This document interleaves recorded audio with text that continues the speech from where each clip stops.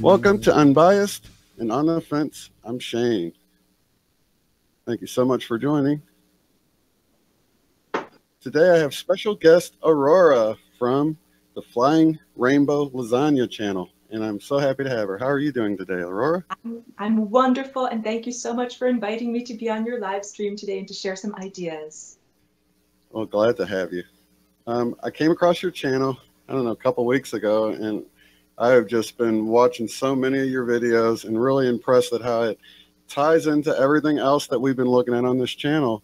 Mainly, you know, with the Law of One and with Dolores Cannon's work, and then with so many people joining because they're realizing the Mandela Effect is real and they're sort of freaking out about it. And they come to the channel and we try to, you know, give them a positive outlook towards it and everything. So that's pretty much why I'm here and what I'm doing.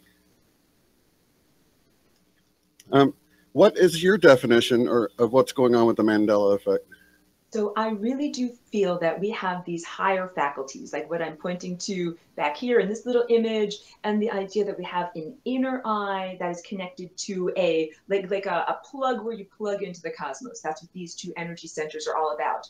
And that is part of our reality creation mechanism. So also, I'll say this too. I've recently, I've been teaching about the chakras or the energy centers of the body for many years, and I've recently come across this kind of skepticism, or the sense that the chakras are some kind of a control mechanism, and that people telling you about their function are somehow diminishing your freedom. And that's not my intention at all. It's not my interpretation of what the chakras or energy centers are. I see them as non-physical organs of the body, and that learning about them can be empowering in the same way that, you know, 1,000 years ago, women in the Dark Ages, they didn't know about their reproductive organs. They didn't know how pregnancy and conception occurred. They didn't know how to take care of themselves in order to have healthy children and the children that they actually wanted.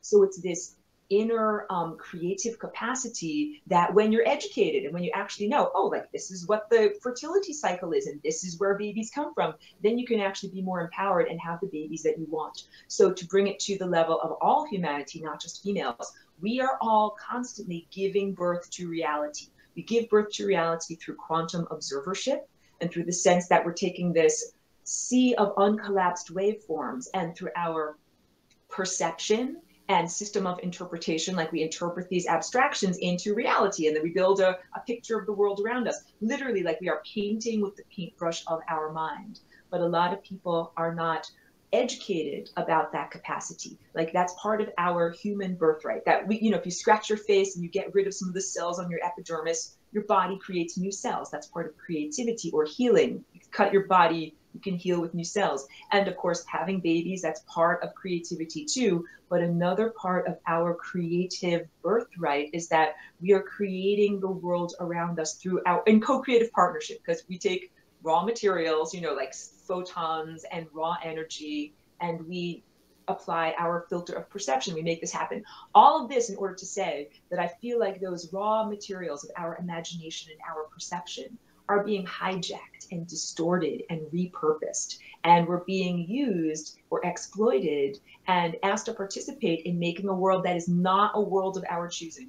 Like very few of us would say, oh, goody, I get to get in my pollution vehicle this morning and drive to my cubicle job and, you know, do things that diminish the environment for profit, and then go home at the end of the day and barely have time to hug my children and eat a lot of processed food. Like no one thinks like that's what I want to do, or that I want to envision a world where babies are born with brain cancer. Like no one wants to envision that. So clearly we are all participating, but unwittingly or unwillingly, in this level of distorted reality. So, and that's a huge long backstory in order to now talk to Mandela Effect. So Mandela Effect, I really see this as each individual, we are each like artists, and we are painting with the paintbrush of our mind. It's the beginning of that awakening process, where it's like, if I'm painting on a canvas and I'm like, oh, hey, I just made that mark there. I just made that thing there. I just made that thing there. And it's the beginning of the need to take radical self-responsibility. Because if you look at my artwork, you can tell I measure everything all out. It's all very precise, and there's a logic behind it. It's not like Jackson Pollock where everything gets dripped all over, and you know there's a lot of the element of chance involved.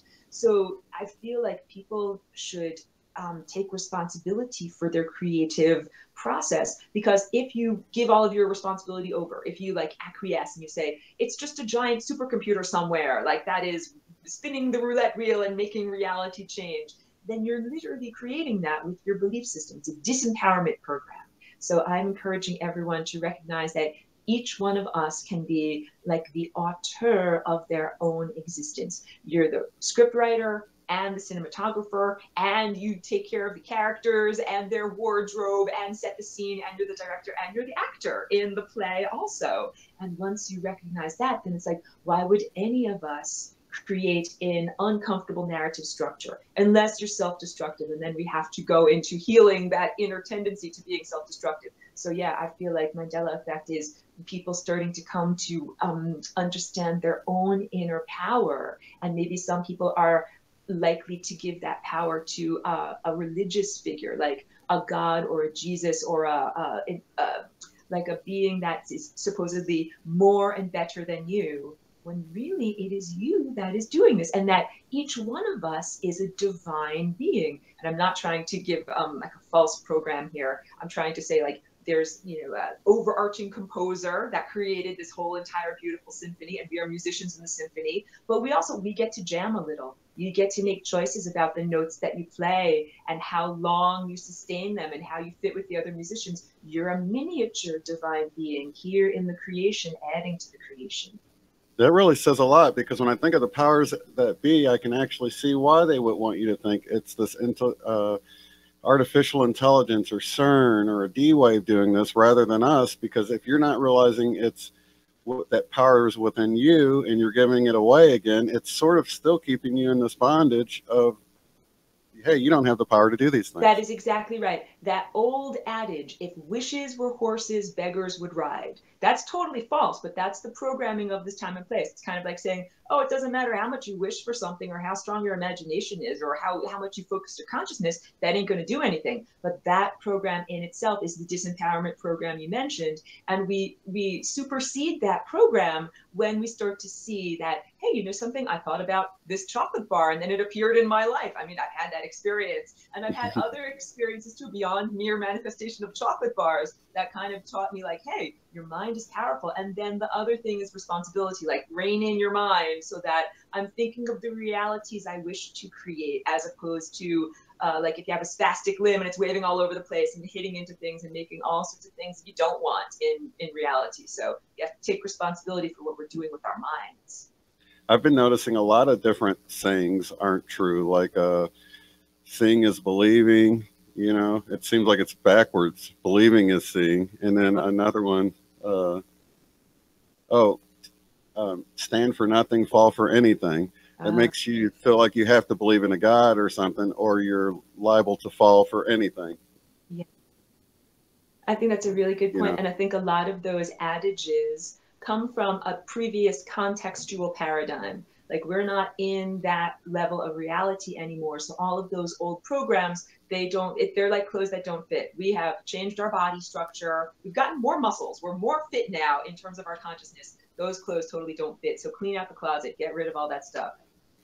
Now, I think it's really interesting because the first time I heard of the concept of a walk-in was with Dolores Cannon. She was explaining how someone can have a near-death experience and choose not to come back, and someone else can sort of take over their, I call it meat suit quite a bit on this show.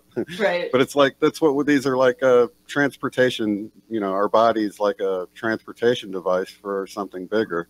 And there's the concept of a walk-in where someone can die and someone can reanimate or reincarnate in the same body. And that's sort of your backstory, correct? Exactly. And thank you. This is a good opportunity for me to bring clarity to this, because I used the word walk-in was not my original word. I got that from a book called ET 101, the Handbook. And a friend of mine gave that to me in 2004 after I explained my experience to them. Because I used to walk up to people and say, I'm Aurora and I'm a dead person. And I learned you cannot do that socially. That's not appropriate. So for many years, I used the term walk-in. And I think now maybe it's more accurate to say that I'm a galactic abstraction in a human form. And also, let me say this and clarify this, because some people are afraid of the body snatcher kind of thing that I can't even tell you. That's not my approach. That's not my value system. Just trying to be really, really clear about this. So the previous ego lived in this body for the first 27 years. And the ego is the narrative structure of self, like the story that you tell yourself. I was born here and my name is this, and here's my favorite sweater, and here's my dog, and here's my home address. And these are the temporal aspects of self that we use to define self. But you have beyond the temporal ego an eternal aspect of self. And I don't know how to relate it to words like spirit or soul, because those are hard to define in the human realm. I would call it consciousness, like pure consciousness. So the previous person that was in this body, their ego narrative structure was destroyed. And that was part of this psychic attack, part of this brain injury. And literally, it's like if you took all the threads of a sweater and you unraveled it so that the sweater literally is not a sweater anymore. Because I don't want people to think that like the person that used to be here died and is floating around like some kind of disembodied ghost trying to get back into this body and wondering like, where did my body go? It's not like that. She's not here anymore. And that might sound very harsh. Like, I don't mean to sound harsh, because the person who used to have this body was a good person and did not deserve to die. And that's part of the whole backstory of why I came in as a galactic abstraction. There was something really, really unjust and unfair going on in the murder of this body, of the person that had this body, and the ending, like cutting a thread, ending that trajectory through time. And the time field is a living, breathing tapestry. Like, it's like this painting, but way more complex and interwoven. And all of the threads of the time field really matter. These are all lives. Like, each one of our life experiences really matters, because your thread might have to weave together with someone else's thread in a very crucial way to keep the entire fabric together. And I, as a non-human, non-embodied being, I was like, hey, that is really not fair. And my spontaneous jazz improvisational song that I made is called the Flying Rainbow Lasagne. That I, as an abstraction, made this as a solution, that I could vibrate the DNA of this physical body in a new dance movement, and that the body could stay alive and could even be healed, because there was a lot of neurological damage that is what stopped the heart and stopped the breathing of this body. So and it took a long time too. It wasn't an instantaneous healing or an instantaneous transformation. So I also give a lot of credit to like what I would say is a divine presence. I call it like a force field of grace that was able to come around this body and prevent it from decomposing and keep the metabolism alive so that I could come to inhabit it. And that force field lasted for many months. It wasn't just like something that happened overnight. Oh, now you're fine. It was a long, long time to integrate my consciousness.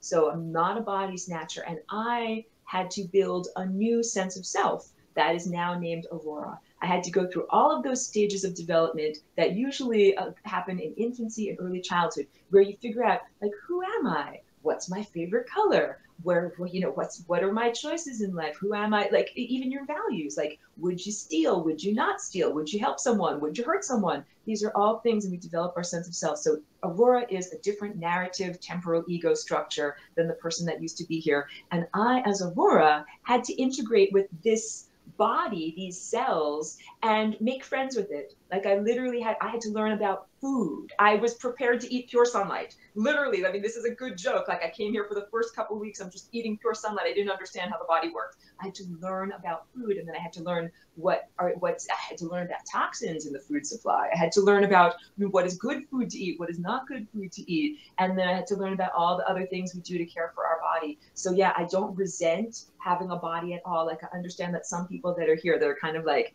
they were born here. They're not like transplants or visitors. They're like, oh, my body is so cumbersome. Oh, I have to eat food. Oh, I have to, take a shower and use the toilet and all these things. And I'm not that way, because I really see this is like, our bodies are a wonderful opportunity to be here in this realm of physical matter, and to actually be powerful in the realm of physical matter. Because if we didn't have the body, we couldn't do something. We couldn't paint a painting or sing a song or share ideas with other people on the physical level. You'd just be like not very empowered. And here we can actually do things. That's the whole idea of this sculpture. The area that I'm highlighting in red with my finger over here, that's the area of the physical reality where we all get to interact as pure consciousnesses. And also there's particles, there's forces, there's time, that this is like the stage upon which we all get to do things, and we learn by doing things. So this is like, what is my personal motivation for being here? Because you and I were talking about that before we got into the formal presentation here with everyone else, that being here is not just a pleasure cruise, not just for me. You know, I have a very specific mission about telling people about Flying Rainbow Lasagne ideas, but each one of us is here as like a musician in the symphony of life, or a crucial thread in this cosmic embroidery, and that we each have information or some intelligence or some puzzle piece to share with others, and that we're all supposed to mesh and integrate together, and that so nobody is disposable, each person is profoundly important, and that your life journey really matters, and that if you died, if somebody cut that thread, that would really matter. So these are, you know, I wish that everybody could really understand and how special each person is. It's not a question of one musician being more important or elevated in the rest of the band. Everybody from the, here's my piano's on over here, from the highest note to the lowest note. We need all of those notes in the symphony, and no one is disposable, and everybody really matters. And that's exactly why I've got you here. Thank you. Because we work much better together, making music together, spreading the word together, and realizing that we are one fabric of consciousness, or that's what we should be at least striving towards. Absolutely. Is realizing how important each individual is and how much better we work when we're all connected in that way. That's exactly right. Like, we have this social overlay that is the program of competition, that sense that, oh, I got to fight against you. And this is purely arising from the human perspective, which is very distorted and kind of filled with religion and other expectations, because it goes into this, like, the idea of evolution and survival of the fittest and everything that came from Darwin. Darwin was alive at the end of the 1800s, and that was the Victorian era, and it was heavily influenced by this type of biblical literalism where they said, if you are a good person, God will favor you with money, and if you are a bad person that's going against God and the Bible, then you'll be in the gutter. And they used this to justify people that were totally overlooked and, you know, exploited in society. It's not okay at all. And then that value system was reflected and projected upon the natural world, where Darwin said, all of the plants in a meadow are fighting against each other, or all of the trees are fighting for supremacy in the arbors, in the forest. And what we actually are finding out now is that that's not truthful. There's really good evolutionary biologists like Bruce Lipton, and I enjoy his work, where he says, no, what's really happening in the natural world is profound levels of cooperation. That in a lot of these forests, the trees that are in the middle, where it's very dense, they don't get enough sunlight. And what happens is the trees on the periphery get plenty of sunlight, and they transfer extra carbon and nitrogen along the root level, along the mycelium, to get to the guys inside so that they don't die. And imagine if we applied those values to our human society. It wouldn't be like, oh, I'm in a capitalistic fight for competition between me and you, and we're going to see who, in a battle royale, who wins, and only the victor, you know, gets the spoils. Instead, it could be like, wait, we're all connected in this giant economy. I got to care about you. If you don't have enough money to be able, if I'm a baker and I make pies and you don't have any money, you don't have money to buy my pies. We're actually interconnected, and we actually have to work together. And that's a completely different level of perception and different motivation. And that's what is really happening in nature. And that's what I think we really need to reflect in our economy. I totally agree. And I try to encourage people to look at the church more as a control mechanism, because when you just look at the teachings of Jesus, they're completely different than what the church is teaching. I mean, Jesus taught us to be loving, forgiving, compassionate, to just about how we conduct ourselves. And they turned it into a message from his life to his death, to focus on his death rather than how he lived, and that we have the power to do the things he did. Would you agree with that? Absolutely. I even call Christianity and most of the organized religions on earth right now, I call them the death cult. And it's this sense of programming of the inevitability and the nobility of death. I'm just switching sculptures here, because here, this is a little sculpture that I have. I hold this up all the time in my little presentations, and it's meant to represent the time field, be like a map of your life. And if I'm pointing at this little area here with my white pencil, that's the membrane of death. So all of these areas in here, they're full of timelines, like little, particles moving through space. And you're moving from this area down here, the wider end of the vortex, upwards towards this convergence point. But the problem is, if you're oriented like where my pen is at an angle, then you're going to hit that membrane of death. And that's not the intended journey, that we were really intended to be emitted from this central convergence point, which is infinity. It's the presence of consciousness, and we would call it divine, God, or the zeroth dimension, or the everythingness. We're supposed to come from there and then come down here into the physical reality, have our experience, and then rejoin with that sense of unity consciousness, or the source is also the destination. We're not meant to keep on hitting the membrane of death and having to circulate around again and again, like Groundhog's Day, that brilliant movie with Bill Murray, right? But he did it all within one 24-hour period. We have to circulate around over and over again within one life.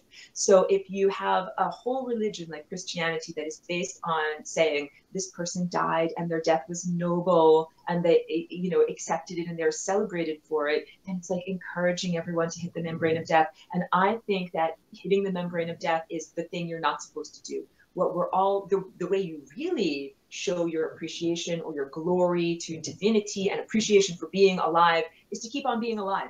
Keep on the journey of consciousness, like a perpetual motion machine, or like a frictionless engine that keeps on going no matter what. So and I'll just on a personal level, and I don't like to impose my personal experience on other people. However, I will tell you, when I had that experience of dying, like during the experience of walking in, there was a real metabolic death. And I keep pointing down here, I have a little, cross that I wear as my necklace, but I always have to clarify to people, I had a real experience of Christ consciousness. That is like an abstraction. It's not a man with a beard or an embodiment. It's like the energy of light, or the energy of gravity, or, the energy of even music. It's an abstract presence, but it's very real and it's very loving. But to me, it doesn't have anything to do with what is being taught on the surface of earth right now in terms of the Christian church and Christianity and what official Christians believe. And I had to learn a lot. Like when I first came here, I was not understanding the distortions. And I just thought, like churches are all about Christ consciousness. And I had to learn more and find out churches are distorting that primary teaching that came through a wonderful teacher that was really all about eternal life. And it got people, like you're saying, focused on death. And if we even take this a little bit further and we say, okay, that Christianity came and co-opted all of the sacred centers that are on Earth's surface. Like when pagans or non-Christian worshipers, they worshipped Earth, which is like the yeasts on my body worshiping my body. Like imagine that there's all these little tiny microorganisms that gather around my navel, or they gather around my ear, and they're like, we love this body that we're on, and we sing songs of praise that you could keep us alive. Like that's what ancient pagans did. They celebrated that the earth kept them alive. And they did that in places like natural springs and, like water features in the landscape. It's like the chakras on your body. So then this Christianity came along and it co-opted all of those natural pagan centers of worship and built churches there. But the songs that were sung in those places were songs about death. And that would be like if I had pathogens on my body that got together and they made a pustule, and they didn't sing about the health and vitality of my body, but they sang about how we're just going to have to die and this is just inevitable. So that we're in a moment of revolution that is a human individual revolution, cultural and social revolution, and planetary revolution, because our planet wants to stay alive indefinitely. Our planet doesn't want to have to die. And there's so many people that have this Book of Revelations mentality where they think your personal eschaton must happen, your personal end of life, and also the planetary end of life, that there's going to be a conflagration, rivers of blood, everything's going to be destroyed, and that is necessary somehow for us to then be reborn and have this jubilant new existence. But we were talking about this before, and you confirmed with me so much. We both agree that's not necessary. We don't have to cut down the entire house that we live in and then have ruins and then rebuild from scratch. That we can transform while we're living in the house. Like, I don't like this structure over here. I'm going to unbuild it. I'm going to rebuild it. But we don't have to be completely evicted in order to improve things. Definitely. That's so funny you said that, because we've been noticing different things that we've never noticed before, like the rainbow mountains and the rainbow trees. And we're like, these seem like new things. There's new species we've never noticed before. And it almost sounds like what you're saying, like we're remodeling while we're living here right now, and it's just a process. I absolutely believe in that, because if we really take the truth that we're creating reality with the paintbrush of our mind, like that is what quantum observership is. And the ideas about quantum physics that came to us from the early 20th century, those were a huge step up from objective materialism. You know, Newton from the 1600s, he was wonderful for his time, because before then there was a lot of religious like not superstition, that's the word I'm looking for, things that were not based in measurable reality, and that was harming people a lot. Like if you got sick, you'd say, a witch did it, burn the witch. Like that's not okay to do. So objective materialism is good on that level, but then it also gave us all of these bars on the cage of consciousness, because there's this whole non-physical world. Like these are what I paint back here, that we have the physical embodied body. We can all agree on that. This definitely exists. And then there's these other levels of consciousness that are emotional and intellectual and heart-based and even higher dimensional based. And not recognizing those means that it's like you're trying to fight with one hand tied behind your back. So when the quantum theorists came along, they said, wait, there's not just what's going on in the physical world, there's the question of observership, that your consciousness is affecting matter, but they didn't take it all the way. And what we're doing now in our experience, we're all like quantum scientists, and we're experiencing the truth of, we do these little experiments. Hey, if I think this thought, how does it affect reality? If I think this thought, how does it affect reality? And what that is literally learning how to steer our flight through time. That these energy centers or chakras on the body, they're like helicopter rotors, like the blades of a helicopter, and that they determine, where are we flying? Which events are we going to experience? Are we flying towards health and vitality, or are we flying towards disease and death? And a lot of that has to do with our perception and our expectation. Like if you've been programmed to think death is inevitable, death is noble, death is what we're supposed to do, then that is part of that flight path. But if you say, wait, eternal life is possible, we can redefine what it is to have a physical human body. I really believe that these bodies were not designed by the original, composer of the world to just live for 100 years. That's like nothing. That's like being the lifespan of a fruit fly. It's like so fast we can hardly even have a chance to be here. And I truly believe that we were intended to be able to cellularly regenerate and stay healthy and vital for as many chronological years as we wish to, until we're bored with this experience, we want to fly somewhere else. But in order to do that, it's like, first you have to believe it's possible. In order to play the piano, like first you have to be like, it's possible. It's not impossible. Mozart told us it's possible. And so now I'm like, maybe I can be like Mozart if I do all these things. So yeah, there are a couple of people that, like, there are some light eaters that became well known. One of them is named Therese von Neumann. She was a Bavarian mystic in the 1940s. And she was also a stigmatic, like she spontaneously bled out of her hands. I bring her up because for the last 25 years of her life, and this was documented, she didn't eat physical food except for one little Eucharist, because she was big into the church, and we went through how we're not really about organized religion, but to her that was her truth. And so with her mind, she projected all of the nutrition that she needed into one little tiny wafer, which we know intellectually, according to objective materialism, technically there are not enough calories to sustain a human body in one Eucharist wafer a day. But because of the power of her consciousness, that sustained her. So I joke with people about this too, that science is prepared to measure length, width, height, but not prepared to measure consciousness. So if I ask you, how much does your consciousness weigh? How many inches long is your consciousness? Like, this is not a question that science can answer. So science does all of these experiments and creates this huge narrative structure of what the world is around us and how it came into being, without recognizing that consciousness, you and I, our perception, is affecting all of this. And now we're getting into levels of reality creation that some people would define as magic. But if we look at that quote from Arthur C. Clarke, and he said, well, any sophisticated form of technology that you don't know how it works would be perceived and defined as magic. That's what's going on here. And we are real magicians, and we really get to, I joke, wave our magic wands, but the magic wand is up here. It's nothing that you have to buy with money in the physical world. That's awesome. And it reminds me of the phenomenon of the cargo cult, where these, planes landed and they gave them all this different cargo, food and things like that. They were talking on their walkie-talkies, and it just seemed like they were gods. They left, and then they were making bamboo airplanes in memory of them. And this happened, I think, during World War II in the 40s or something, 1940s. So the way we can create music and the way we can create art, we can also use the power of our imagination to start to repair the damage done to our DNA 15,000 years ago. And that's where the Flying Rainbow Lasagne comes in, correct?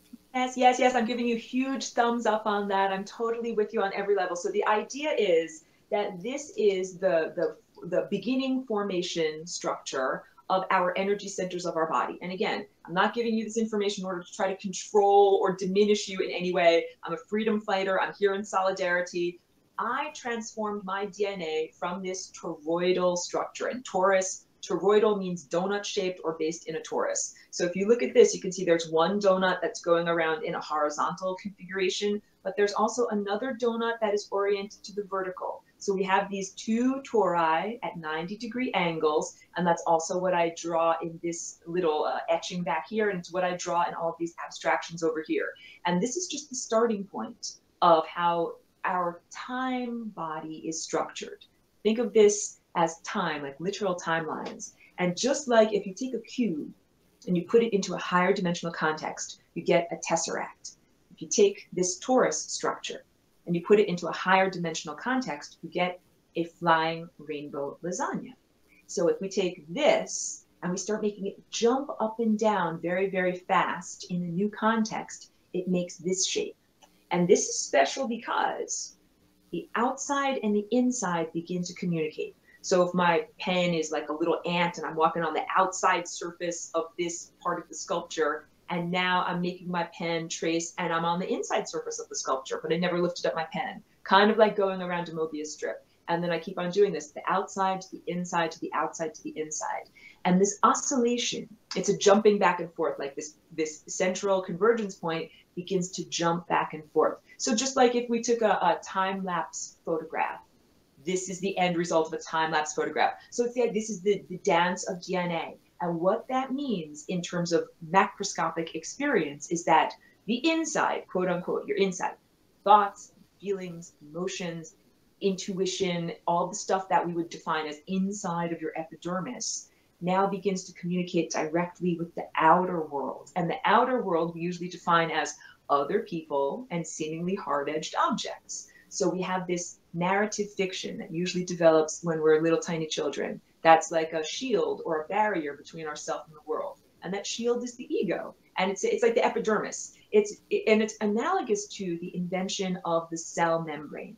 In terms of evolution, before the cell membrane was invented, there was just a pile of goop and amino acids and stuff swimming around in some gelatinous kind of configuration. And as soon as the cell membrane was created, the inside goo was different than the outside goo. And that little organism only had to metabolize for what was inside of the cell membrane, which is individuation. And on the one hand, it is freeing because it's like saying, you goo can do whatever you want. Go in your own direction, do whatever you want.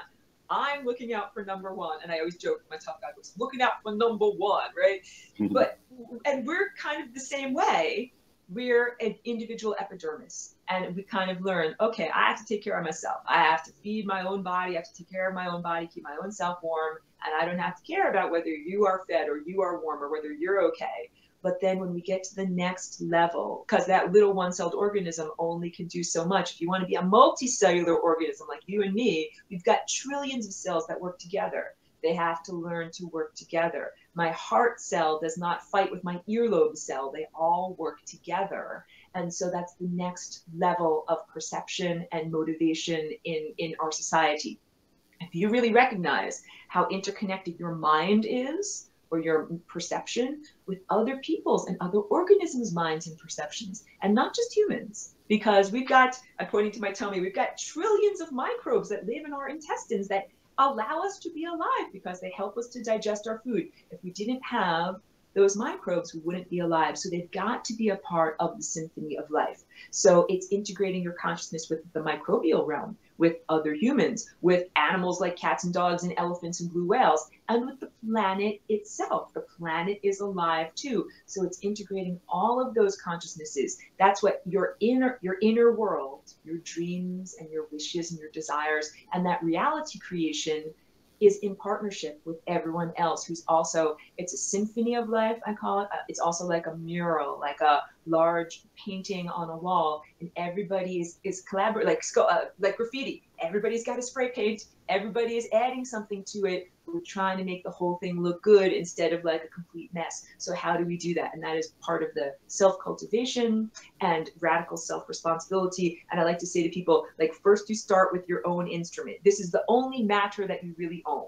Like, I don't really own my earrings. I don't really own my dress, but I own my body. I own the physical matter of my body. And so we are free to begin our experiment. We're like quantum scientists doing this experiment. You experiment with the matter of your own body. And that's like also like becoming a good guitarist. You practice in the garage until you sound good. And then when you're a virtuoso, then you're ready to integrate with the rest of the band. And that means the rest of life forms on our planet and beyond, because clearly we're not the only locus of intelligence here. It's not only consciousness here. Consciousness is all pervasive. Like, if there's something that I can get across as a like big takeaway here, consciousness is everywhere. It is all pervasive. It is on the molecular level of atoms and, you know, monoatomic crystals. It is on the level of microbes, one-celled animals. It is on the level of multicellular animals, and it is on the level of planets and things that are on such a grand scale.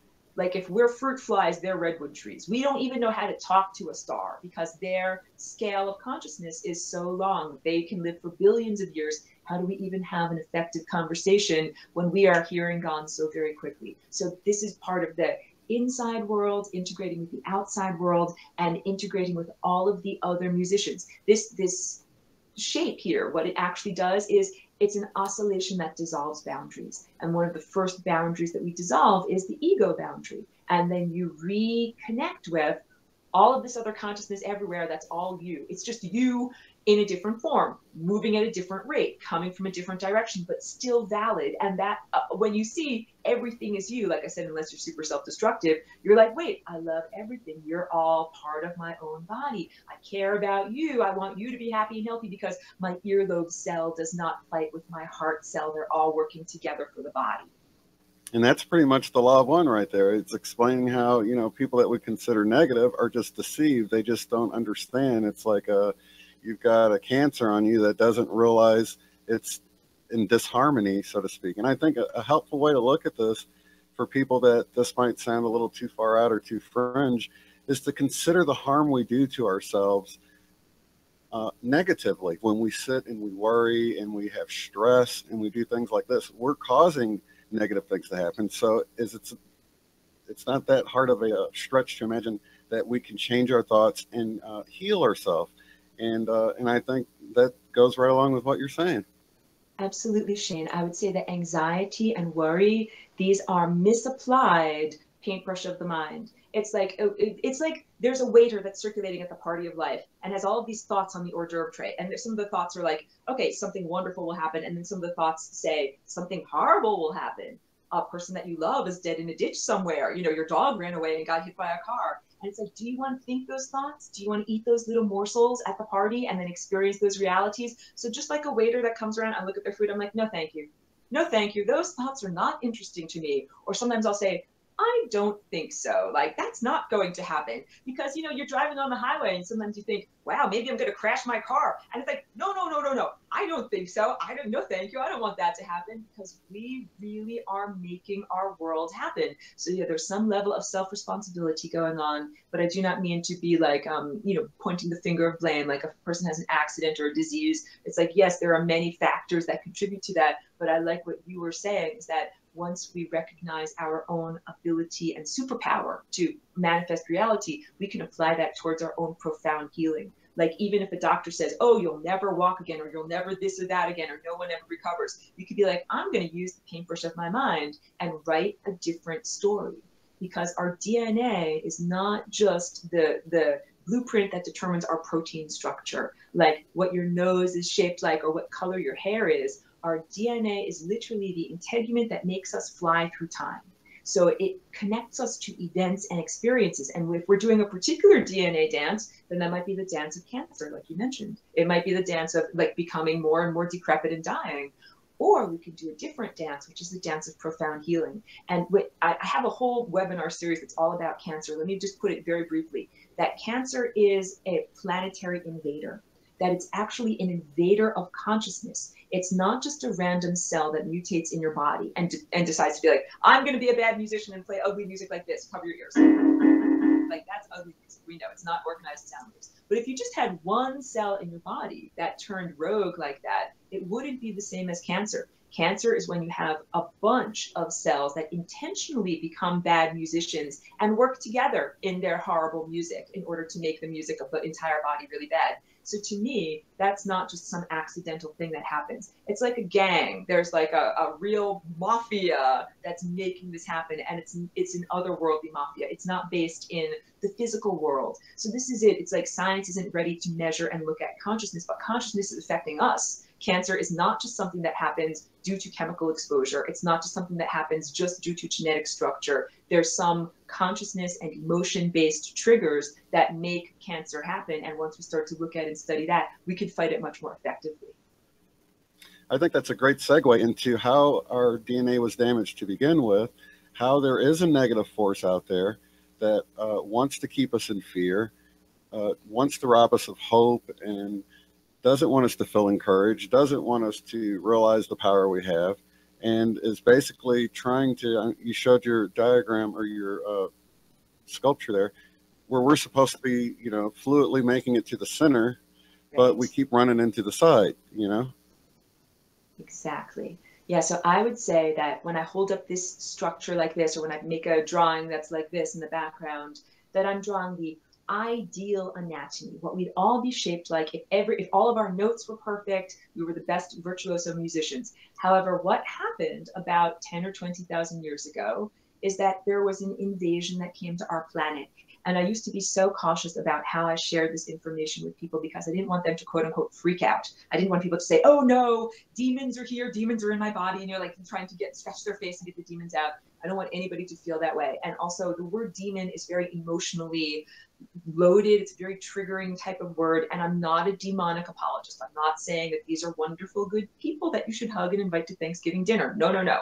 But I'm saying, like, let's look at the context. Just like if I say viruses, no one likes viruses or no one likes fleas, but these organisms exist. How did they come to be in existence? So basically the idea is that this central convergence point, this is like the 0th dimension, or I would also define it as the singularity, not the transhumanist singularity. That's like they talk about the time when man and machine will merge together. It's not like that. It's the place, the overlapping point where all consciousness and all possibilities and all probabilities reside and derive from. And the idea is that it's like the great composer, and the composer tells us when we're supposed to be emanated. Like you go on the beat, and where you go is into a physical body. And this is part of being the symphony of life. You only get to be alive if you follow the music perfectly. And if you play enough wrong notes, your cells literally don't get to be alive anymore. So there were beings that existed in the form of consciousness at this source, and they said, we don't want to be emanated on the music. We don't want to live on love. Love is like our operating system of our body. Not that we're computers in any way, but if we were to use the analogy, love is what we run on. And love is a tone. Here, I'll play a little A note. It's a tone. Love is the tone that we make when we move through time at one moment per moment. So we're not being dragged down or slowed down by the past, and we're not racing ahead to the future. We're like Pac-Man, just eating one moment per moment, and we're at exactly the right rate through time. We're like in cosmic partnership. So there were beings that didn't want to participate in that level of musicianship and cosmic partnership, and they emanated themselves, not on the beat. They're like, we're going to play whatever freaking music we want, and we're not going to go along with the rest of the band.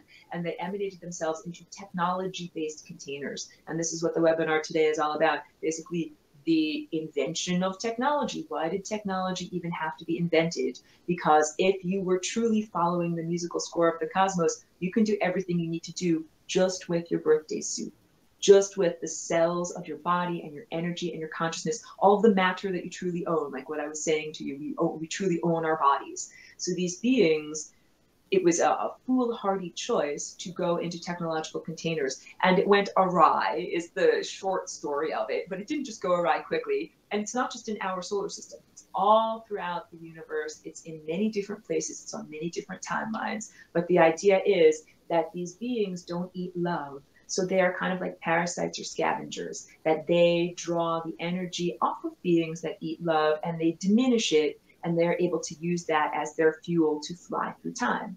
And that they eventually came to Earth, like they sucked the energy or life force out of many different planets and destroyed many different planets. And that we are just it's like a planetary rape or harvesting. And that we are just the most recent one in this solar system to be mined. And so we can look at the asteroid belt that exists between Mars and Jupiter. That used to be an actual planet, and science recognizes, like human science recognizes that. And it was vibrated out of existence because of this conflict that arose between technology and basically natural life force energy. And same thing with Mars, does not have a magnetosphere.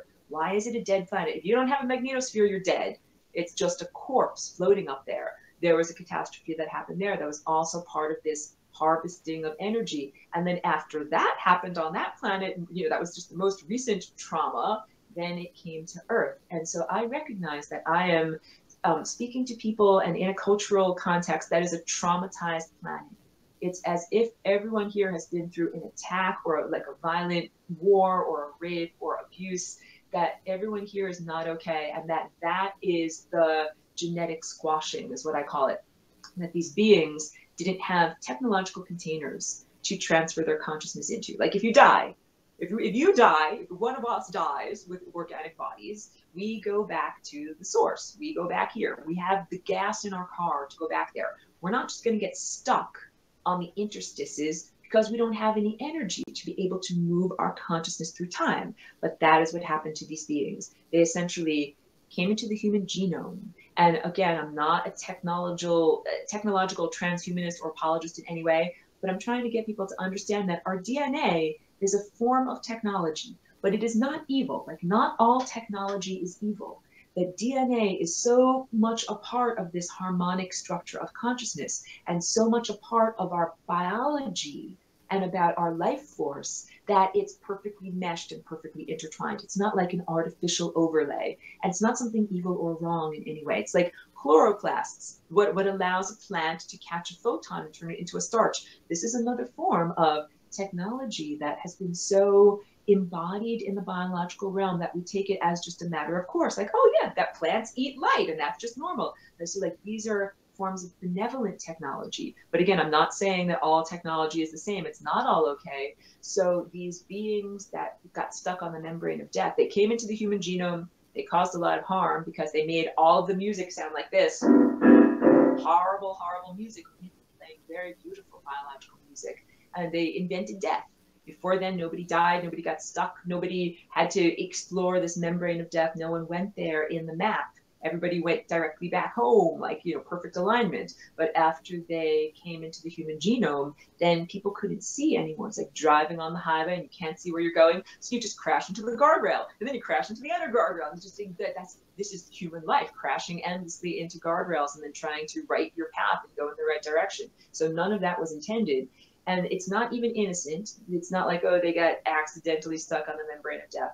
They're squatters. Like they know that they're occupying an area of the cosmos. This is supposed to be like a time metabolism where energy circulates around this shape without impediment. Like you're supposed to have blood circulating through your body without impediments. And if you have a fatty blockage in your heart, then we're like, that's a disease. Well, we have fatty blockages on this membrane of death. There are beings that have lived there for 10,000 years or more. They set up camp. They're like squatters. It's like you have a hallway in your house that you're supposed to be able to walk through to get from the dining room to the living room, but instead there's squatters there with tents. They've got they're cooking hot dogs. They're even having babies. They've got a whole life. They've got a whole civilization that's not supposed to actually be there, but they created it. And that civilization of the squatters in the interstices on those membranes is actually more ancient than the current level of human civilization that we are participating in. So their history actually goes back longer than our history.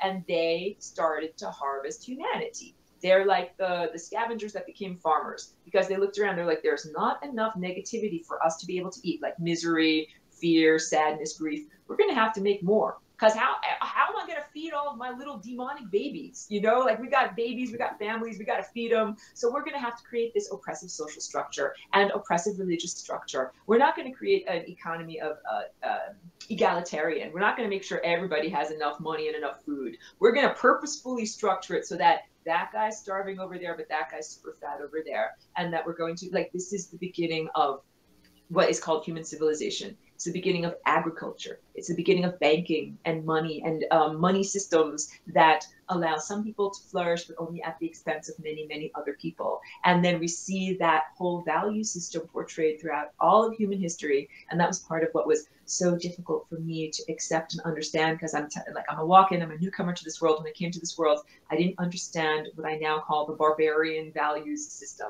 Not that I'm condescending, but I thought, like, I'm coming from a place where everybody collaborates and all the musicians are highly trained and everybody wants to make good music. And I came here and, like, some musicians play horrible music and a lot of people are in competition and they are not, they're doing the barbarian values thing. So all of that, it's the economy of hell is being reflected in the human economy. And this is the idea of how come some children are born in a context where they literally have to scavenge on a garbage heap in order to find enough food to eat. And some children are born in a house where they have plenty of food to the point that they eat too much and they get kind of a little fat and they don't get enough exercise and they watch too much TV. And this is all on purpose. None of this is by accident. So I know that was like a lot of negative, like focusing on what's wrong in the world. But the whole idea is that Flying Rainbow Lasagne, applying this new song or new dance to your DNA, allows us to all transcend these blockages on the interstices. So I don't think you should remove your chakras. Some people are like into this fad of chakra removal,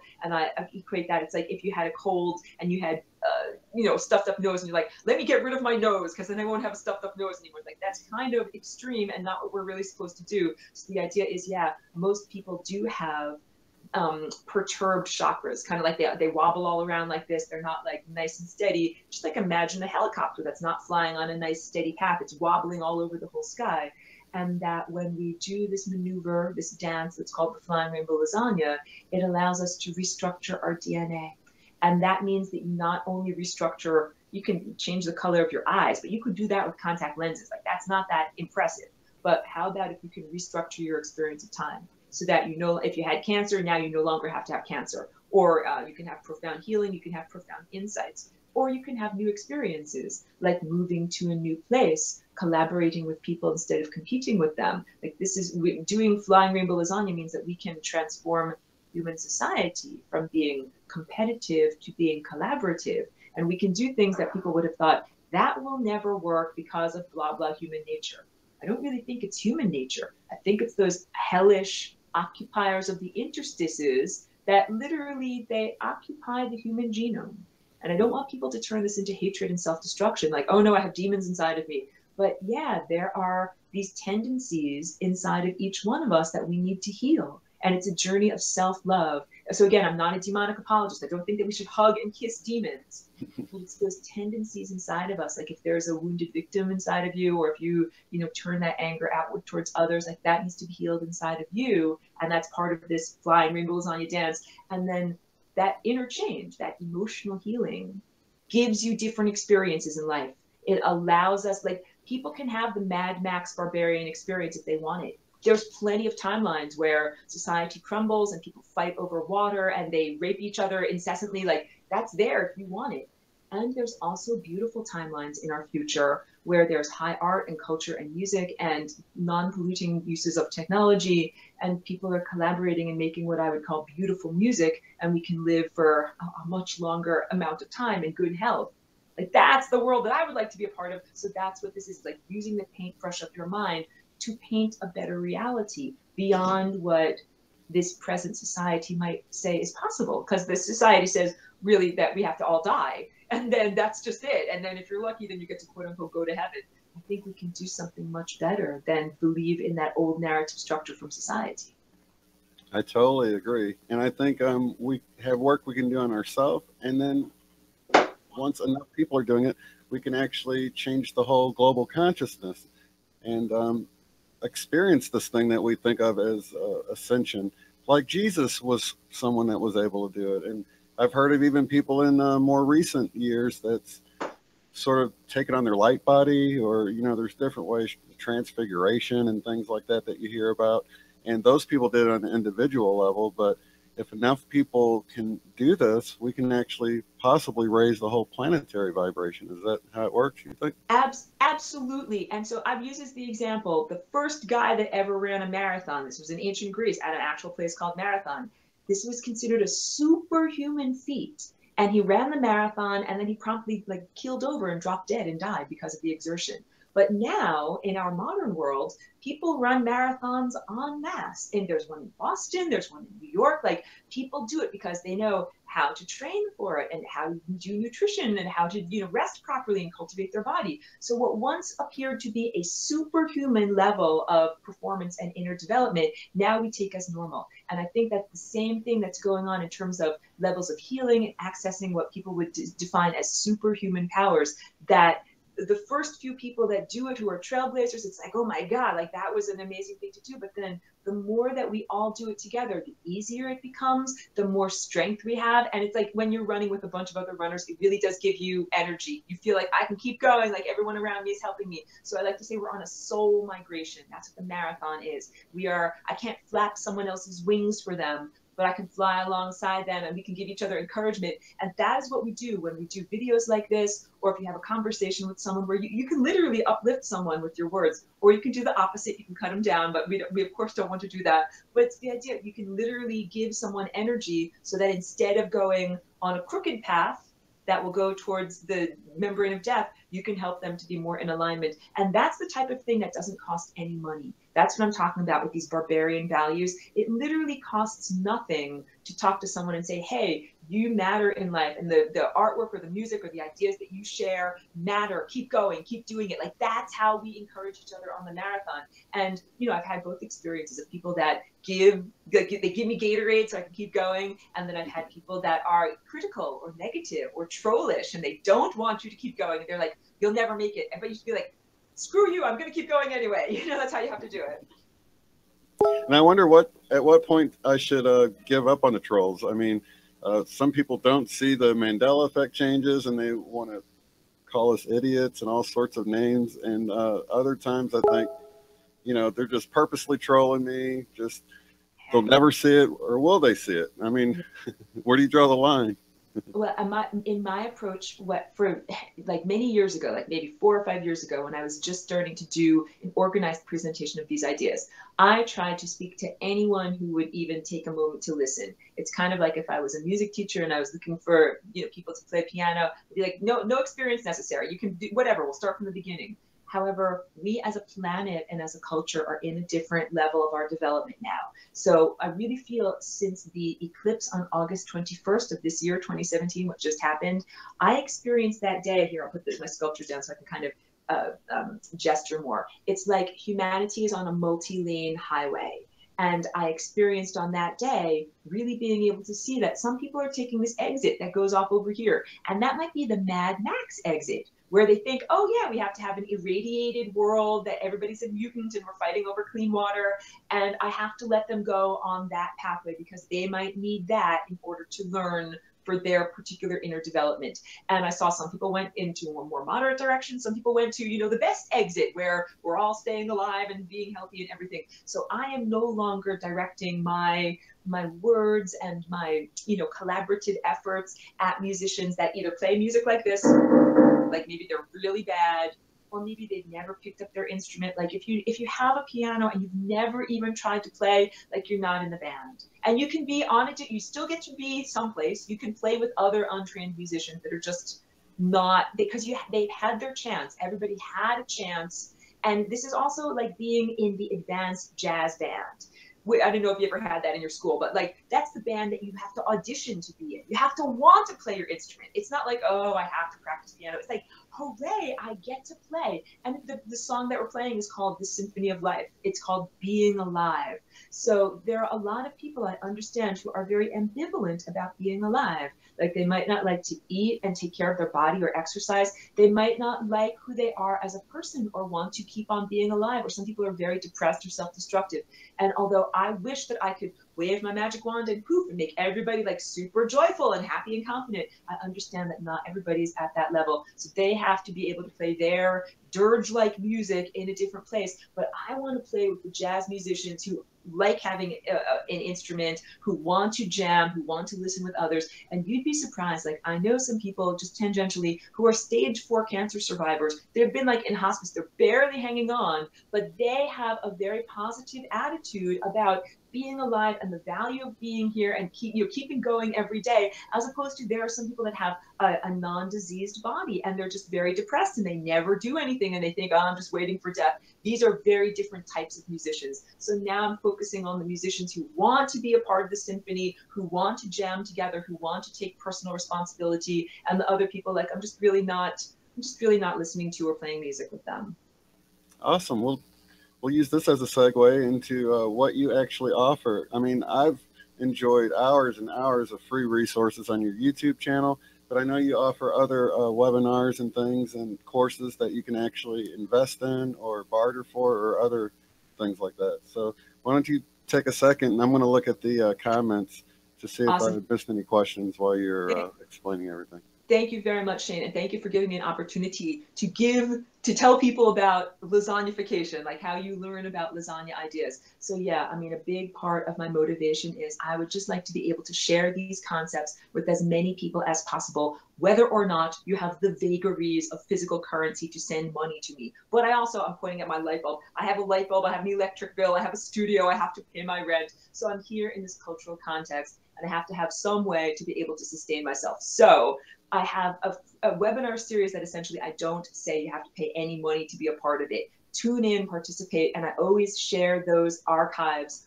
on my YouTube channel. So to connect with me, you can do a couple of things really easily. You can go to FlyingRainbowLasagne.com, and that on the homepage of my website, there's how you can connect with me through Facebook and Twitter and find my YouTube and find my radio show. Like that's totally cool.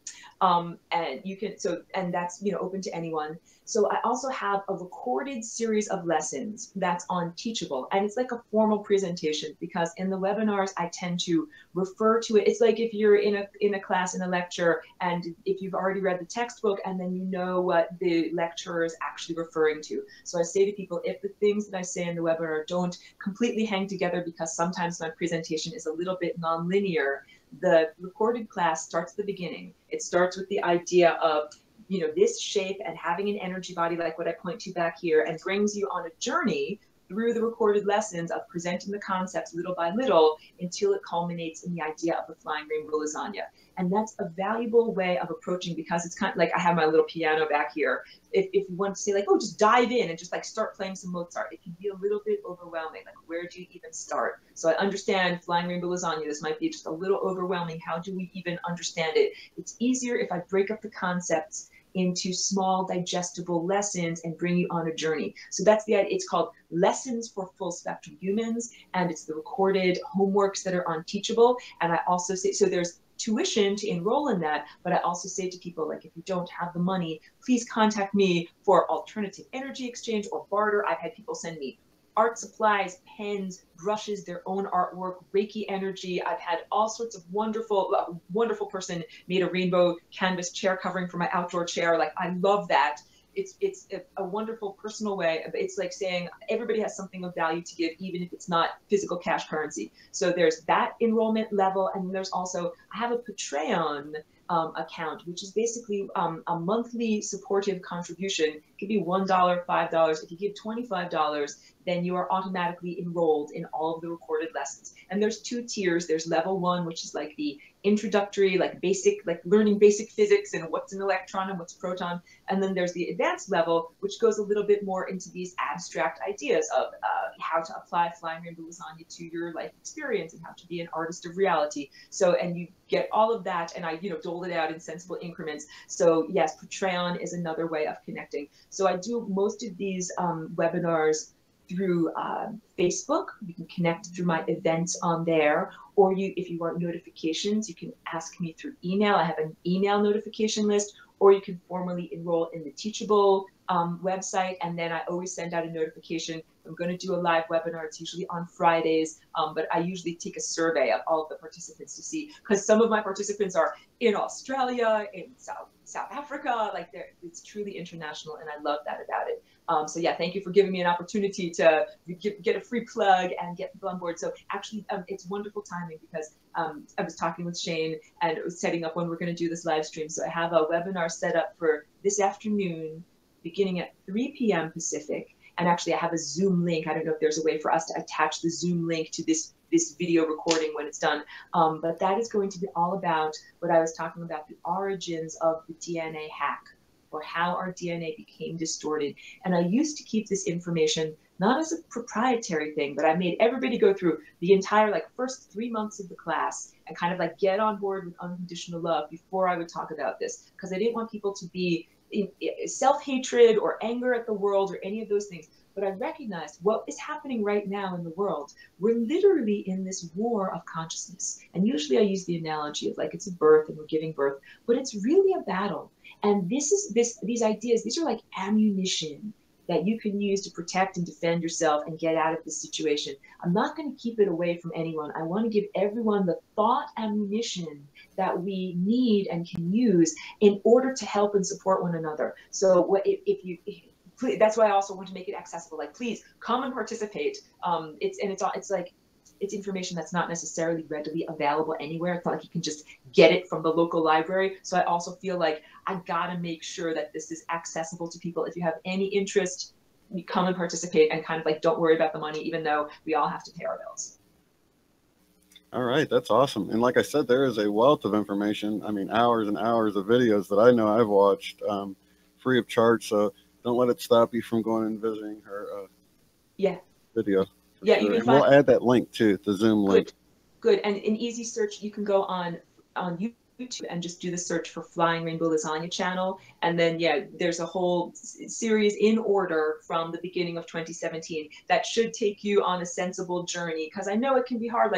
It's like learning physics. And if you just jumped into the middle of a physics class, and it's what am I even doing? So, and some of it involves math. But I like to say to people, don't worry, it's fun math. It's the type of math that I do to make these paintings. So it's not necessarily an equation 1 + 1 = 2 with Arabic numerals. It's understanding math more like Shane and I were talking about the complex calculations that happen when a basketball player is trying to dribble down the middle of the court and calculate, here are all the other players, here's where the basket is, here's how fast I'm going, here's what I'm trying to do. It's experienced math, or the math of a jazz musician that has to figure out, oh, I'm playing this note and the drummer's playing that note, and what do I need to play in order to fit and integrate into this? So that's what fitting into the time field is like. You're becoming an expert virtuoso mathematician, whether or not you enjoyed math in your high school, math classes, or whenever you took math. That's a good thing, because I know a lot of people think math and they're like, oh gosh, but I've already got your link to your YouTube channel below, but I will add the Zoom link as soon as we're done with the broadcast. Somebody had a question. Okay. If you think it's possible to have a near-death experience and wake up in a slightly different reality. Yeah. Yes. Is that possible? I think it's very possible, and I think it's probable. And I think that people are having these experiences all the time, whether or not they know it. You might have a near-miss car accident, where it's wow, that truck really just blew past me. That could have gone differently. Well, something on a tangential timeline, if these are the timelines of your life, and you were on that timeline, that might be the one where you actually did get smashed by the truck, but you jumped over to this central timeline and were able to continue your journey. So we are all constantly on this path of evading death, like Frogger, that old video game. Keep on trying to jump to the next log, jump to the next log. And if we do this properly, then we can continue to do this indefinitely. So that's one of those crucial programs. We don't have to die, but I'll also tell you, we might not always have a body that's like this. We might transform into a different type of structure, or our food source might change, just like a caterpillar turns into a butterfly. It doesn't die, but it does become completely disarranged and transform its food source and have different perception. So I like to think, we will eventually become, I think of ascension not as a leaving the planet, not like getting in a rocket ship and flying somewhere else, but a transformation of our body. and a transformation of our food source. Like, we don't have to eat physical food, we eat food that is based in light and consciousness. And that's that's so different that it's as if we went to a different world, because we won't be going to the grocery store in order to buy apples and peanut butter anymore. We'll be having a very different life. That's awesome. And what do you think would happen to the current structure, like the monetary system? Would that just fall away, or will we rise above and be invisible to people like that? Or okay, I think we will transfer, like, from one of these timelines to one of these more central timelines, where I think first what needs to happen is we might still use money as an abstraction for value, but the money system becomes a lot more fair. What's happening right now is people that have the creative energy, that are like the innovators, the people that come up with new inventions or new music or new whatever, or the farmers that actually grow and produce food. Those are not the people that are actually making the money. The people who make the money are the middlemen, who, like, I take from you and I sell to you, and also the fractional derivatives. The people, I'm pointing up here with my hand at, like, the top level, like the cream on top of the milk. That's, you know, the 1%. People who don't produce anything. They're bankers in a freaking suit and tie, and they don't make anything except they make money. And they make money by, you know, sucking energy off of other people. All of those parasite type of positions in our society are going to have to be edited out, or, you know, taken out. Because what part of me would like to just get rid of money altogether. However, another stronger, larger part of me would like to see justice. There, right now, in, like, just the music world, some of the worst musicians are the people that are actually on the stage being paid millions of dollars. And some of the best musicians play private concerts or, you know, jam in their own garage because they didn't want to make some kind of Faustian bargain, you know, with the devil or demons in selling aspects of their natural consciousness and soul to be a part of this machine-based artificial elevation culture. Like, there's a lot of that going on at every level. It's in the music industry and the art industry. So I'm trying to say, real creativity, it's like a divine talent that we have. We're given these abilities because it's part of our expression of divinity. So if you can really sing or really play the guitar, or you're a good artist, or if you're a really good healer, or if you made some kind of new invention, that you deserve to be paid well for what you have. So I would like to see this, we're in this, you know, upside down world. I'd like to see the world turned right side up while we still have money. And then we can all be like, let's just get rid of money. Like, I'd be like, you know, something like, I don't even have to care about how many millions of dollars you give me for a painting. Like, just take the painting and, you know, we'll work something out between us. Like, that would be a wonderful level of virtuosity for us to get to. And I think it's like a journey. It's like saying, if you want to be a marathon runner, first you got to run 3 miles, then you got to run 10 miles, then you got to get good enough to run 20 miles every day, and then you make it to the marathon. So I think that if we just took away money, I think that would be like taking out the tent pole of society, and that everything would, you know, crash on down. It would be very emotionally perturbing, because even, like, I'm programmed to require money. I feel like, oh, I need to have money so I can pay my rent and buy my art supplies and do all these things. So even, it's like the requirement for food and groceries. We need to change our perception of what we feel and think is necessary before we're even ready for that. But I definitely see us transforming towards a system where we don't have to have money. And here's a big thing of what I see happening. As more and more people begin to access their eye of insight up here, it's harder to lie or to bullshit someone. So right now there's all these pop musicians, they're bullshitters. They don't really even sing. It's all auto-tune. They don't write their own songs. Sometimes they're just gesturing in front of a microphone, and they're not even really singing. And I think more and more people are becoming aware, and they're like, that person's not even singing. They're just shaking their butt and they're pretending. So same thing with our politicians. Everyone is now realizing, wait, that guy doesn't follow any of his campaign promises, is totally corrupt, is, you know, like raping children and stealing all of the money from all of us. Like, why should that person be in power? So I think all of us are collectively fed up with this nonsense and not willing to take it, not willing to participate and go along anymore. Like, I'm not buying those records. I'm not voting for that guy. I'm not participating on that level. It's like that is the real transformation that is happening, because we can all see it. So it even happens in interpersonal relationships. Someone who says, oh yes, I'm going to call you on Saturday, let's hang out, but you can see the truth. You're like, that guy's never going to call me, he never does this or this or this, and he's like, that's a musician that's not really in the symphony, they're not even really playing the right notes. And then you can also start to see who's got integrity, who's a really good musician, who's really living their truth and you know, expressing that with consistency to everyone around them, and you start to hang out with those people instead. So there might even still be some vestigial traces of very fake people that don't know what integrity is,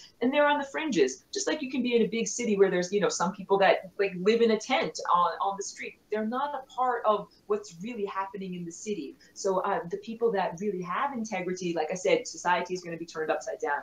Now we're going to reward the people that really have integrity, and we become empowered and we support one another. Like, you buy my painting, cool, like, and I'll buy your electric car. Like, we'll, you know, we'll support each other's wonderful industries.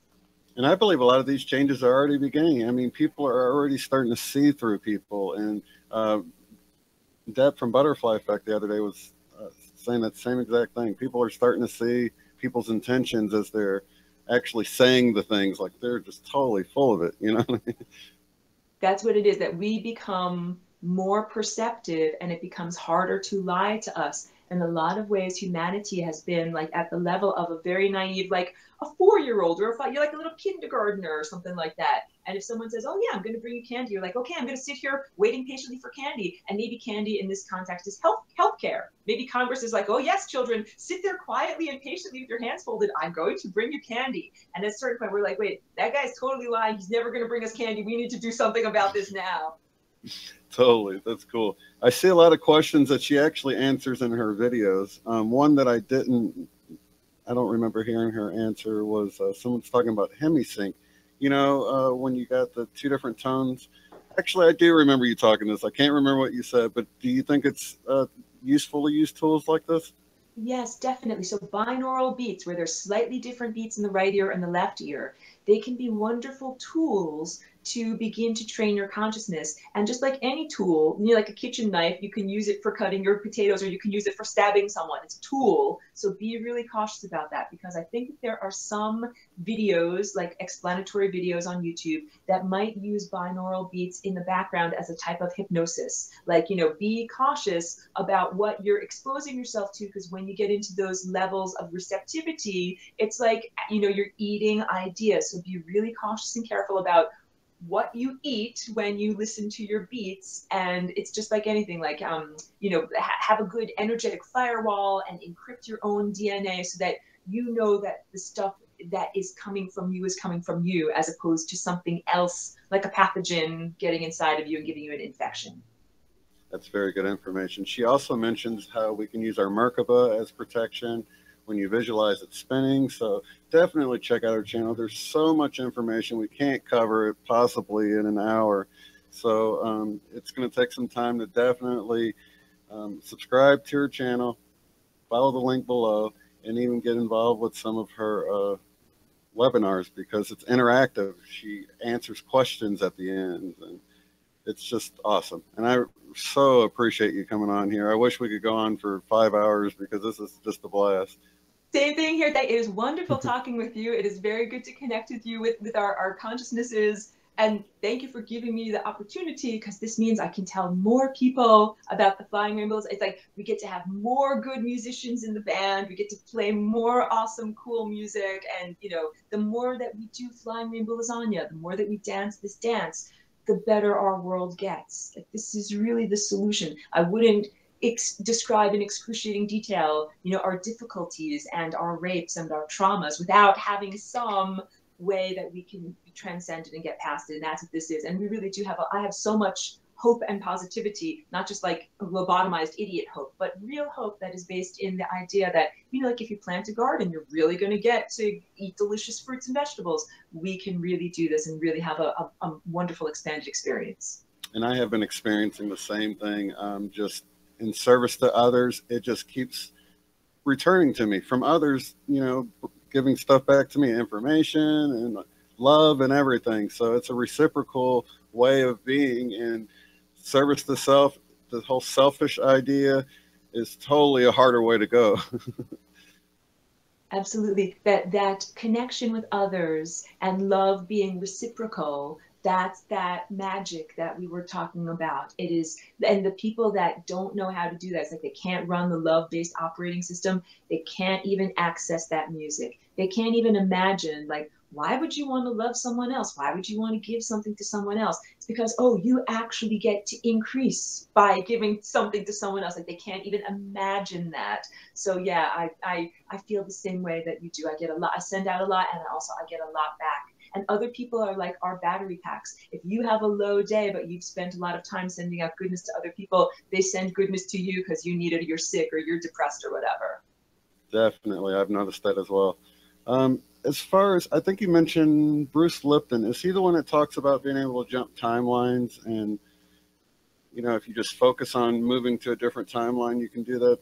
What do you feel about that sort of idea? Well, Lipton is an evolutionary biologist who talks about how identical twins do not develop identical diseases. And he's really popularized the idea of epigenetics, or not, it's not genetic fatalism, where it's like if you have cancer written in your code, it doesn't necessarily mean you have to grow a cancerous tumor. And there's real evidence and science behind that. So I like him as a bridge of consciousness. Like, I'm very non-scientific. I chose to be an artist because no one has to peer review my papers, but he's part of that science world where his ideas are peer reviewed, and he shares a lot of the same concepts that I do. So he's a different presenter than the person you were talking about, jumping timelines. But I definitely do think, like, if I use my hands as the example, like these timelines that are on the periphery, we don't have to focus there. Just like there's peripheral vision in your eyes, like what's going on at the periphery, that's not the focal point. This is the focal point of what I actually want to be looking at. So in these timelines, I don't want to be on the peripheral timelines that are about disease and death and decrepitude and crashing my car on the highway. I want to be on the central timelines that are all about, you know, continued life and continued existence, and keeping on learning and keeping on my body being healthy, and that it's really our own genetic dance that makes us be on a particular timeline. It's not just your genes making your eyes be brown or your hair be straight or curly, that it's really our thoughts and our feelings and our emotions are all what put us on a particular timeline. And so, like, and you know, there are a lot of things that affect our emotions. It's very hard to control oneself. Like, it can be things in society that are not in our control, but it's, you have to find some way to respond with you know, one emotion that's on these central timelines as opposed to emotions that are on the side. So get to the central lanes of the highway, and then the more that I found in my life, the more that I aligned with those central lanes of the highway, the easier it was for me to keep my tone high. The easier it was, like I wasn't getting all that friction and I guess criticism and negativity, or things that didn't. That's we were talking about trolls. Like, how do you deal with the trolls? You know, something like, I'm not even giving them energy. I'm a frictionless machine moving down the highway, and I'm just going to keep going towards infinity. That's so funny you mention that, because so many things feel like they're out of our power, like chemtrails. You look up, you see them spraying this stuff, and it's so hard to keep a high vibration. When you see that, you just feel angry at the pilot. You feel angry at everyone, you know, along the line that's causing this to happen. So I totally agree. Totally agree. And it can be frustrating because you see them and perceive them, and other people around you might be brain dead zombies who can't even understand that that's going on. And the nano from chemtrails is so pervasive in its pollution. It's in everything. There's aluminum in the antlers of deer at this point, and it's in the brains of bumblebees. Like, it is pervasive. So it can be very depressing, but I will, like, not to make it okay or anything like that, when our superpowers come online, when we really collectively become these empowered, you know, super creatures that we really are, we will be able to fix and heal all of this pollution. But it's still not okay. It's like, we're going to need a big bucket and a big mop to really fix this mess. But the bucket and mop do exist. Like, we will be able to heal this, but it's not okay. And we're going to heal our individual bodies too, because we have the nano in our own bodies. And just very briefly, I do a couple of things to try to clear my body of nano. I do cilantro and chlorella together. They help to take out heavy metals from the brain and from the blood system, and have been doing little things with magnets. Like, you can do pulsed magnets, or some people build a nano bucket that basically has a anti nano effect. Like, you don't put your, not the water is in there, but the electricity is outside of it. But you understand what I'm talking about. Like, I'm trying to say there are things that we can do in order to try to clear our bodies so that we don't just have to be victims. But yeah, it's quite horrible, and it's like fish that have to swim in a polluted ocean. It's not okay. And we're the fish. Definitely. Well, I appreciate your words of encouragement, and I hope we can have you back in the future, because this was awesome. Would love to. Thank you for the invitation. I happily accept. Sign me up. And if you want, you can join the chat afterwards, because I don't know if you've got to run right away, but you can chat with people. I have a few minutes before I have to set up for my webinar at 3, so I would love to join the chat and say hello to everyone. Oh, and you can drop your link in there, and then I'll put it in the video description for you too. For the, I do have your main one, but not for your webinar that's coming up. I'm just not sure how to access the chat, like if there's something that I have to press in order to get to it. Let me see if I can just send you a link here. Oh, wonderful. That is perfect. Drop a link into. I don't want to go off the air until I do that because I might not be able to get back to it. I totally understand. Okay.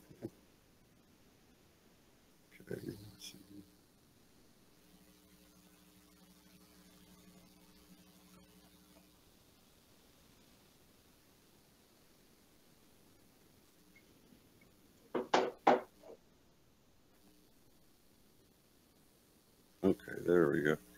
Got that. Copy it in. I'm going to copy it over to you right now, and I'm going to play the intro music, but I'll talk to you in the chat, and I appreciate you being here. Awesome. Thank you very much, Shane. Thank you for including me. I'm so happy. Okay, bye-bye. Right on. I'm checking that message now. I might hop off camera for a second while I check that message. Okay, no problem.